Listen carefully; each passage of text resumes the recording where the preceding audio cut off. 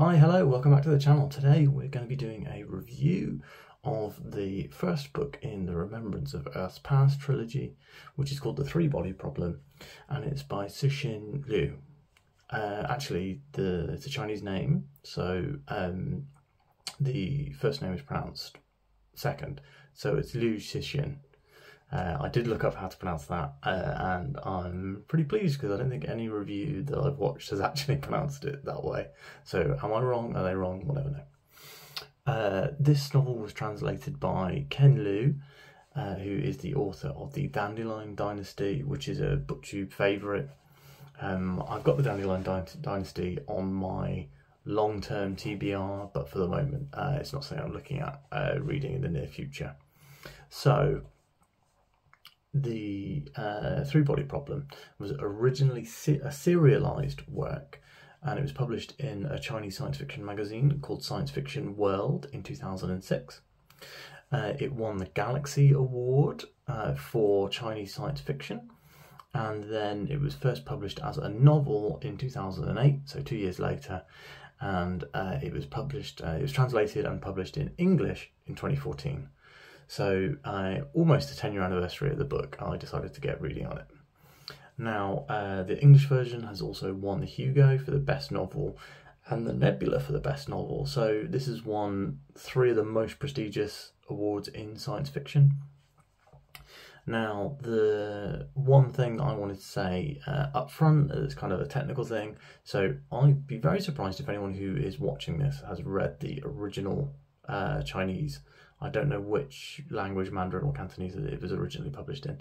But if anyone has, and this is all kind of like a bit of a fun bit of trivia for anyone who hasn't, the first 3 chapters of the English version deal with the Cultural Revolution in China.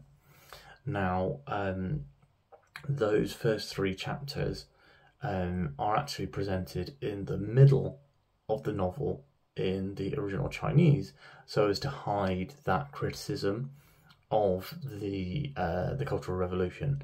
So whilst it's not massively frowned upon to criticise that period of China's history, I think that in order to make sure that there were no issues, Liu Cixin has hid those chapters in the original Chinese. All of the chapters were in there. There were no changes. However, those particular chapters were just bundled together with the first flashback. Now, I read this as part of the read-along on the Matt's Fantasy Book Reviews Discord. I definitely recommend joining the Discord. It's a pretty decent place for chatting about books, and there was a really, really good discussion on this novel in particular, and I think it's because some people had previously read it and the sequels to this novel and really loved it, and some people were reading it for the first time and were enjoying it, some people the first time and were not enjoying it, and I think we even had a few people DNF the book. So genuinely a great place to join. I'm not going to post a link because you can find it on Matt's channel, but if you do join, say hello. So I'm going to do the review now. This is a zero spoiler review. I'm going to mention some extremely light plot elements which won't ruin your enjoyment of the book. I will even go so far as to not talk about or kind of spoil the massive reveal that is about 70% into the novel, which they decided to put in the blurb on the back of the book. So that's fun, and we'll probably come back to that later. So the first point I have on this book is that my thoughts on it are very mixed. This is probably the most mixed I've felt on a novel that I have read maybe this year. You can absolutely tell that it was a serialized work because there's very little flow between the chapter. If you read something like, for example, the Dresden Files, the end of the chapter leads you straight into the beginning of the next chapter. If you read something like, I'm reading Of War and Ruin by Ryan Cahill, and he will do something great where even though you'll often switch point of view from chapter to chapter, there's still a real flow. You still want to continue reading. You might get, say, the event of a big battle from Kaelin's point of view, and then the next chapter is the aftermath from Kalimbar's point of view, for example. And I think that works really, really well. And it's something you can do easily, even in multiple POV. And this book just does not have that. There is no flow. I found it very easy to put down because the chapters didn't flow into each other. There's 3 types of chapter really in this book, and again I think that comes from the serialization. So there's kind of flashback chapters which start the book in the English version, and then there is a modern day thriller which is kind of the spine of the novel, as it were, so everything else kind of hangs off of this modern day thriller. And then there is like a VR game. I'll start with the good, and I would even say excellent, which is that the modern day thriller chapters are genuinely thrilling, excellent, well told, and they contain some really interesting characters and some really vivid scenes. There's a section where throughout the book there's a lot of science. This is probably the most hard sci-fi, the most science heavy science fiction novel I've ever read. And in one of the sections, in one of the modern day thriller sections early in the novel, one of the characters demonstrates how scientific experiments are conducted by using a pool table. And this analogy is absolutely excellent. I really loved it. It completely made it clear to me what they were discussing, even though I'm not a sciencey person. And it's being adapted into a Netflix show, and I can absolutely see that scene in the Netflix style, you know, like prestige TV format. I think that particular scene will work incredibly well. Most of the rest of the novel, I'm not sure how it will work. The modern day section also has some really excellent, memorable characters, and it has a really cool central mystery. And I think that this central mystery would have been excellent if it had not been spoiled on the back of the book. And also, most even non-spoiler reviews that I have seen on BookTube have actually talked about this, because it's so commonly known that that's the kind of the twist, the mystery at the centre of the novel, and it's something that's discussed. You know, for example, Daniel Green talks about it like pretty openly, even kind of describing the content of the novel, and that's something that I kind of wish that I didn't know before I started reading it. Obviously, the publisher doesn't think that it's a spoiler or that it would ruin your enjoyment of the book, because they literally put it on the back cover. It's one of the first. It's like the first line. However, my recommendation to you would be that if this review piques your interest, then don't read anything about it. Don't read the back cover. Just read the novel. It's not massively long. It's a fairly quick read. So just give it a shot. Now, the flashback is interesting, but not entertaining. The flashback suffers from something that you get in a lot of the rest of the novel. So I'll talk about it now, which is that almost all of the characters in this novel sound like they are the same character.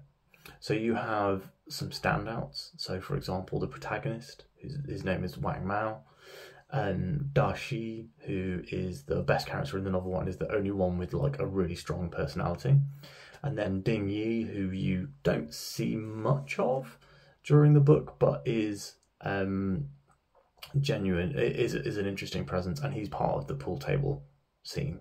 So that kind of stuck him in my mind a little, if that makes sense, because that scene was so good. So the all of the characters, they kind of sound like they have the same voice, the same personality, the same mannerisms. Everyone speaks in exactly the same way, and that is possibly a quirk of this being a translated novel. It feels weird to say that, though, because Ken Liu is such an incredible writer.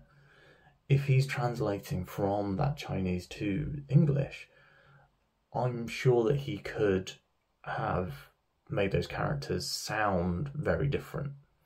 One of the explanations, comebacks to this criticism, one I gave it in the Matt's Fantasy Book Reviews Discord, was that all the characters that we speak to are scientists or military types.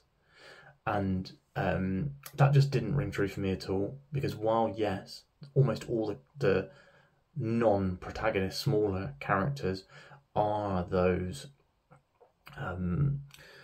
military or science types, watch a film like, for example, Top Gun. In fact, the latest Top Gun Maverick that came out, right? All of those characters are military people, but every single one of them has a different way of speaking. Like Hangman and Bob are not the protagonist, but if they're in a scene together, you can close your eyes and you can tell exactly who's speaking, because they talk completely differently. They use different language, they use different tone, and whilst, yes, there is that tone of voice that you would get in being able to hear the movie, but there's just no difference in tone for the majority of smaller characters. So, and this is not just like background characters, which you could kind of accept, but I mean, really, I wouldn't accept that. Like, but say, for example, there's like a general character. In fact, there's multiple generals in the novel, and all of those generals all speak like they're the same character. And it doesn't really make sense, especially because one is American and one is Chinese, and the kind of culturally, the difference there is so massive. I would not expect an American general and a Chinese general to approach a conversation in the same way, to speak in the same way. That's my biggest criticism with this novel, and that was a huge knock against it for me. Now, moving back to the kinds of chapters, so the flashback chapters, they have this problem where they are interesting, and the story they are telling is interesting, but the way that Cixin Liu is telling it, the way he's telling it, is not entertaining. So it's interesting, not entertaining. It's almost like reading a textbook. The payoff to these flashback chapters, so there's a few sets of flashback chapters in the novel, and the payoff to those flashback chapters is great, and I really liked it. There's only really one person with any sort of characterization in those flashback chapters, and not much of it, but she does something really interesting at the end of the flashback chapters, which kind of retroactively lets you see where the whole thing starts, and that is a really cool scene, and it's really well written, and I really liked it. But does it pay off the not particularly entertaining flashbacks? That's probably something I would say that you can decide for yourself when you read the novel. For me, almost is a payoff worth having read the previous ones. Finally, we come to the worst section of the book, in my opinion. Some people like them, but the VR game chapters I found confusing, boring, and very samey. So basically, if you play video games, there's the concept of a roguelite, which is where when you die in the game, you restart, but you get to keep some of the progress you've made. Now, the VR game is kind of like that. So Wang logs into the VR game, and he will play this game, which is called Three Body Problem, and he will try and use his scientific knowledge to help the civilization in the game to advance. And every time he dies, the chapter ends, and then when he boots up the game again in a future chapter, that chapter he will often come in at a different point in time. So he may not come in at the exact point that he started at. He'll come in at a later age in civilization's development. As I said, all of these chapters were confusing, boring in the majority, and I felt that they just did not work at all. Now, you might have a very different opinion to me, and I would, this is definitely a very personal opinion. I've had discussions with people who've said that they liked the VR game stuff and it felt like a puzzle that they were working out, but I wasn't working out, I was confused. So, moving on from the kind of types of chapters, I'm going to come to my second main criticism. Well, maybe the second main criticism is that the VR game sections are boring, but I'm going to come to the major criticism that I have, especially with the latter half of the novel. So as the thriller chapters ramp up, they start to, especially at the very, very end of the novel, there's a lot of heavy science where they talk about folding and unfolding protons, and this science is, for me, too much. I don't need to know how everything works.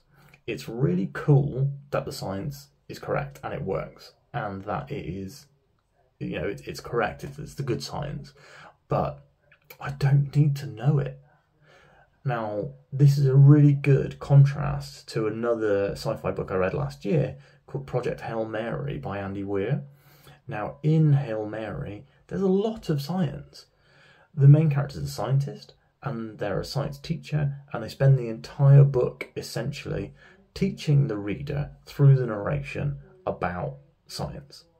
If you've seen the movie The Martian by the same author, as the original novel for that was by the same author, and it's very much the same sort of pop science. And Andy Weir has this great grasp on making science fun and making the character who explains that science to you fun. And that's what we don't get in Three Body Problem. So all of these characters that are heavy into the science, they all speak with the same voice. It feels very monotone. It feels like they are bored of explaining the concept to you. And I don't like that.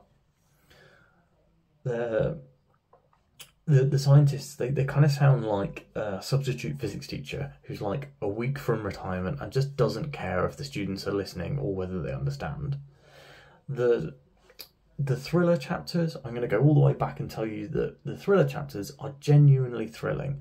And if the central mystery of the book, which was not spoiled for me, and I tell you again, was revealed at around the 70% mark in the story, if that had not been spoiled, I definitely would have come away with a stronger impression. However, I'm going to I have rated this book 3 out of 5. Now, you might look at that and think, 3 out of 5, that sounds high for the amount of criticisms that I had. And I almost agree with you. However, what I would say is the thriller chapters are genuinely, genuinely excellent. And I've said that a few times, but they really are. There's a couple of really standout chapters that I'm not going to spoil, but there's a few in the opening of the book and near the end that I was really aggressively turning the page, like I can't wait to see what happens next. Dashi, the police captain, is that's a nickname, but Dashi, the police captain, is a fantastic character. He's funny, he's smart, and he explains the smart stuff that he knows in a way that's entertaining to the reader. So even though he's also kind of lecturing you, he's doing it in an interesting and entertaining way, which is why he's very clearly the MVP of the novel. Now, after that mini gush about roughly a third of the book, as I said, I've rated this as 3 out of 5. Am I going to read the next one? Currently, I am planning to. So Matt at Man's Fantasy Book Reviews is going to be reading the second novel in October, at the end of October, and I'm planning on joining him for that read along so that I can kind of read the novel and then watch his review, which is what I enjoy doing. And like my favourite thing about BookTube is finishing a novel and then just seeking out every single review I can find. So I'm going to try and do that again. if it fits into the schedule. I would really like to read Brandon Sanderson's Skyward series this year, but we will see. Also, I did kind of want to read horror books in October, but maybe The Dark Forest, which is book 2 in the Remembrance of Earth's Past trilogy, will have a... I mean, it's called The Dark Forest. Is it a horror? Let me know in the comments if you've read Three Body Problem and what you thought about it. Let me know if you think I should make Dark Forest a priority. So I have been convinced to give it a try by the other members of the Matt's Fantasy Book Reviews Discord who have read it. They've said it's a massive improvement over book 1. But I'm still... It could very easily drop off the TBR. So if you want to give me some kind of prodding to make sure that it stays up on that TBR and that it doesn't fall off, then drop in the comments and let me know what you thought and why I should read it. Try and keep the comments spoiler free, and I've very specifically not spoiled the one thing that I think should not have been spoiled by the blurb on the back of the novel. So please don't mention that in the comments. And thanks very much for watching, and please give this video a like and a subscribe, and even if you don't have anything that you particularly want to say, just drop a comment in the drop a comment down below, like a pool ball or something, like something pool related, something sci-fi related, like a spaceship. And I will see you next time.